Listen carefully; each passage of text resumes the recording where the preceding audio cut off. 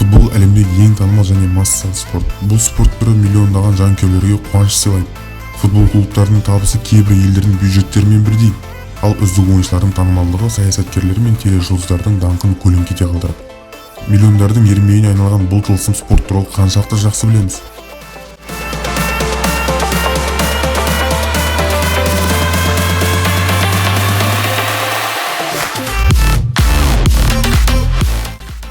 Неміс Бундеслигасын жеңген австриялық команда. Неміс біріншілігінде қызық жағдай болған. 1938 жылы Германияға Австрия қосылып, сәйкесінше футбол клубтары да бірікті. Ал 1941 жылы Неміс Бундеслигасын австриялық Рапид жеңіп алады. Осылайша Рапид Неміс чемпионында жеңіске жеткен алғашқы шетелдік командасы атанды. Мұндай жағдай футболда көп кездесе бермейді. Футбол добының отаны Пәкістан. Футболдың нышаны доп екенін бәріміз білеміз. Бірақ кәсіпқой футбол доптарының 80% Пәкістан елінде жасап шығарылғанын көбісі біле бермейді. Осы бір елдің Үндістанмен шекаралас жатқан Сиалкот қаласында әлемде ең үздік былғары доптар жасайды. Өзін ойыннан шеттеткен төреші. Футбол тарихында екі ерекше оқиға болған. Матчты жүргізіп тұрған төреші өзін ойыннан шеттетеді.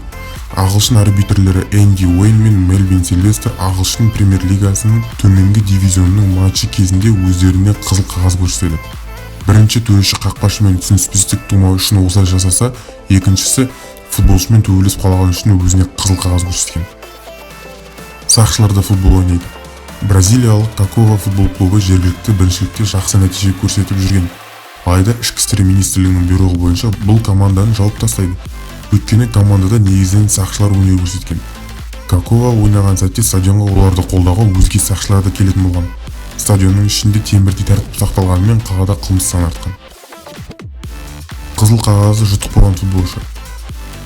Адамнан айла аспайды деген рас. Футболшылардың алаңнан кетпеу үшін қандай қулыққа барады десеңізші. 1983 жылы Майк Бегли есімді ойыншы төрешінің қойын дәптеріне өзінің тәртіп бұзғаны туралы жазылған парақшасын жеп қойса, 1989 жылы италиялық Пьянта клубының ойыншысы Фернандо Эркеле төреші көрсеткен қызыл қағазды жұтып қойған. Әйгілі ағылшын жазушы Артур Конан Дойл қылмыстық істерді әшкерлеумен айналысқан Шерлок Холмс туралы әңгімелер жазып танымал болғанын білеміз. Дегенмен оның кәсіби футболшы болғаны көпке мәлім емес. Ағылшын жазушысы 19 ғасырдың соңында Англияның Портсмут футбол клубының қақпашысы болған. Ол аталған командада Смит есімімен ойнаған екен. Футболдың үш шақты түрі бар. 1990 жылдары даниялық суретші Асгер Йорн үш шақты футбол ойлап тапты. Ол жерде 6 бұрышты алаңда 3 бірдей команда ойнайды.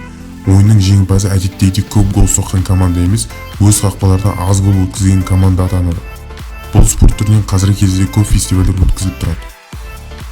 Бүгінге осы достар, егер сіз футболға қызығатын болсаңыздар, сіздің сүйікті клубтарыңыз қандай клуб, соны комментарийға қалдырыңыздар. Және лайк басыңыздар, сіздердің әрбір лайктарыңыз бұл үшін өте маңызды достар. Назар аударғандарыңызға көп рахмет. Біздің басқа да шығарылымдарымызды қараңыздар. Келесі шығарылымда кездескенше.